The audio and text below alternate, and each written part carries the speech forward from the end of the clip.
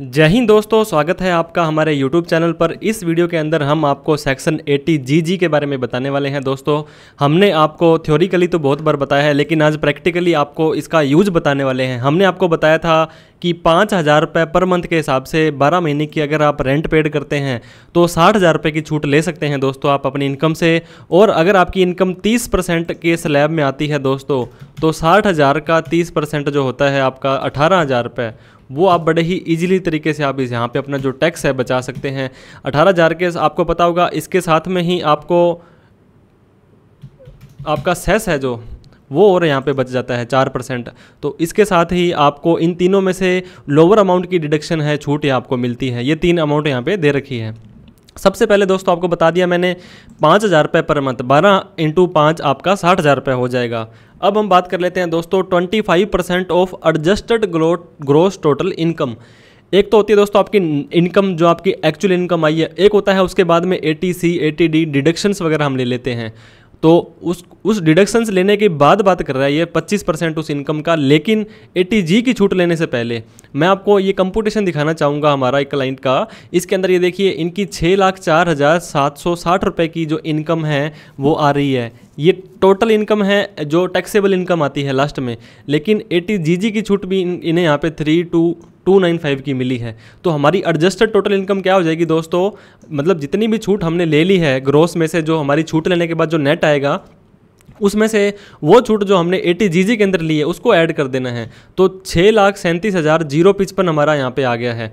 और इसका 25% करेंगे तो 1,59,263। ये देखिए दोस्तों, 1,59,263। मतलब आपकी सारी की सारी छूट आप ले लें अपनी ग्रोस में से, नेट इनकम ले लें, लेकिन 80GG की जितनी छूट लेना चाहते हैं उसको आपको जोड़ देना है। और तीसरा है rent paid minus 10% of gross total income. ये भी एक काफ़ी इंपॉर्टेंट फैक्टर प्ले करता है दोस्तों। जितना भी रेंट आपने पेड किया, जितना ज़्यादा रेंट पेड करेंगे उतनी ज़्यादा चांसेस पॉसिबिलिटी यहाँ पे रहने वाली है कि आपको छूट ज़्यादा मिलेगी। हमने आपको पता होगा 1 लाख रुपए से ज़्यादा का रेंट पेड करते हैं तो वहाँ पे सामने वाले का जो मकान का मालिक है उसका हमें पैन या आधार वहाँ पे देना पड़ता है। तो हमने 1 लाख से कम अगर उसको रेंट पेड किया है 96,000 रुपये, 8,000 रुपये महीने का दिया है, तो 12 × 96,000 रुपये माइनस 10% हमारी ग्रोस टोटल इनकम जो हमने अभी निकाली थी, इसमें से 80GG को छूट ले लिया था हमने। तो वो हमारी दोस्तों इसकी 6,37,000 की 63,700 बनता है। तो अल्टीमेटली जो तीनों में से लोअर होगा 3,295, इसकी हमें छूट यहाँ पे मिल जाएगी, अलाउेबल डिडक्शन। ये तो आप छूट ले लेंगे दोस्तों सीधी सिंपली आप सॉफ्टवेयर में डाल के। लेकिन इसके लिए आपको एक फॉर्म भरना पड़ेगा। फॉर्म 10BA होता है, वो इनकम टैक्स के पोर्टल पर आपको आना पड़ेगा। जैसे आप इनकम टैक्स के पोर्टल पर आएंगे, फाइल पर आना है, फाइल इनकम टैक्स फॉर्म पर आना है, फाइल इनकम टैक्स फॉर्म पर आपको आ जाना है। इसके बाद में दोस्तों आपको 3 कैटेगरी यहाँ पे दिखाई देगी फाइल इनकम टैक्स फॉर्म के अंदर। एक तो आपकी सैलरी का है, एक आपके बिजनेस का है, और एक अदर्स के अंदर आ जाता है। तो ये देखिए दोस्तों, हमारे पास में फॉर्म 10BA पहले से ही हमने कोशिश की थी भरने की, हम इसको डिलीट ड्राफ्ट कर रहे हैं। आपके पास ऐसा कुछ भी नहीं आ रहा होगा, तो आपको सिंपली यहाँ सर्च बार में आ जाना है और 10BA को लिख देना है। देखिए पहले वाले कॉलम में नहीं आ रहा है, दूसरे वाले कॉलम में नहीं आ रहा है, तीसरे वाले कॉलम में आ रहा है deduction at tax sources form 10BA declaration to be filled by assessee claiming deduction under section 80GG। तो फाइल नाउ पर हमें इसे क्लिक कर देना है। दोस्तों हमारा पैन नंबर, सबमिशन ऑनलाइन और असेसमेंट ईयर हमारा किस साल के लिए हम ये फॉर्म भरने वाले हैं, तो असेसमेंट ईयर हमारा 23-24 है। हम कंटिन्यू पर क्लिक करने वाले हैं। अब लेट्स गेट स्टार्टेड पर हमने क्लिक कर दिया दोस्तों। हाउस प्रॉपर्टी की डिटेल हमसे यहाँ पे पूछा जाएगा। हाउस 1, ये देखिए aggregate period of stay 12 month हम यहाँ पे रहे हैं। हाउस मंथ पर जैसे हम क्लिक करेंगे दोस्तों, 1/4/22 से 31/3/23 तक हम यहाँ पे रहे हैं। मैंने आपको बताया रेंट हमने पेड किया 96,096 रुपये। आप दोस्तों कैश में, क्रॉस चेक में, बैंक ड्राफ्ट में, अकाउंट ट्रांसफ़र में, वॉलेट में, UPI में, देखिए कितने सारे ऑप्शन है। Debit card, credit card, IMPS, net banking, किसी भी माध्यम से आपने वो पैसा उसको दिया था।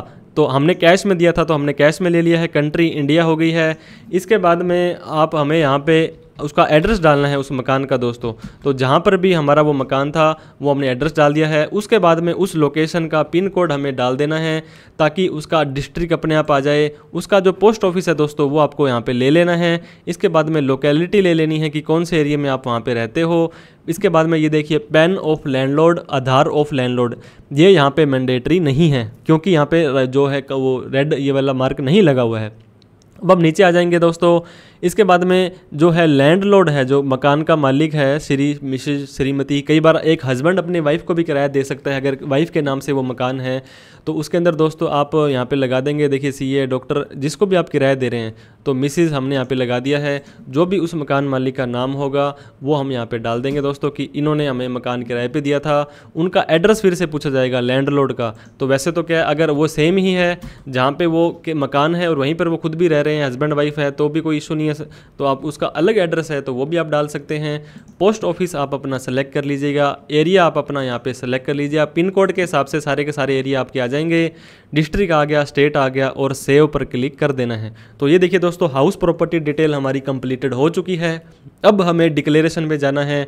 डिक्लेरेशन में आई पर क्लिक करना है। ये बोलता है it is further certified that no other residential accommodation is owned by me, कि मेरे नाम से कोई भी और मकान नहीं है और मैं, मेरा स्पाउस या मेरा माइनर चाइल्ड जो Ganganagar where I ordinary resigned perform duties, जहाँ पे मैं रहता हूँ, किराए के ऊपर रहता हूँ, वहीं पर मेरा ऑफिस है, वहीं पे मेरा बिजनेस है और एम्प्लॉयमेंट करता हूँ मैं।